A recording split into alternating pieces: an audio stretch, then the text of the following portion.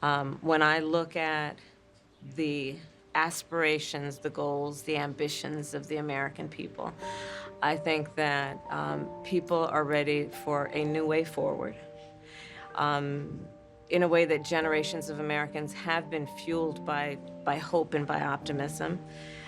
I think, sadly, in the last decade, we have had in the former president someone who has really been pushing an agenda and an environment that is about diminishing the character and the strength of who we are as Americans, really dividing our nation, and I think people are ready to turn the page on that. You know, when politicians start talking about all the things they're going to do on day one, it always makes me a little cautious. I've been around long enough to know that day one promises are often more about getting folks excited than about what can actually be done right out of the gate. Day one, it's going to be about, one, implementing my plan for what I call an opportunity economy. I've already laid out a number of proposals in that regard, which include what we're going to do to bring down the cost of everyday goods, what we're going to do to invest in America's small businesses, what we're going to do to invest in families, for example, extending the child tax credit to $6,000 for families for the first year of their child's life, to help them buy a car seat, to help them buy baby clothes, a crib. There's the work that we're going to do that is about investing in the American family around affordable housing, a big issue in our country right now. So there are a number of things on day one.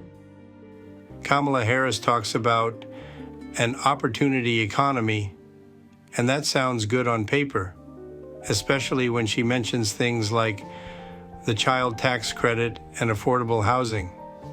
But let's not forget, she's been in office for 3.5 years. So why haven't these issues been addressed already? It's one thing to make plans and another to follow through, especially when you've had the time to do it. No, and I made that clear on the debate stage in 2020, that I would not ban fracking.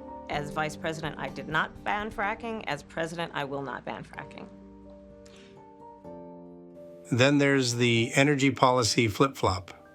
Back in the day, she wanted to ban fracking, and now she's all about not banning it. It's a smart move politically, sure, but it does make you wonder about the consistency of her values. Changing your stance based on new data is one thing, but when it's tied to an election campaign, it can feel like just another way to win votes. Well, first of all, the root causes work that I did as vice president, that I was asked to do by the president, has actually resulted in a number of benefits, including historic investments by American businesses in that region. The number of immigrants coming from that region has actually reduced. And on immigration, it's clear there's been some movement, but why did it take so long to address the issues at the border? Politics often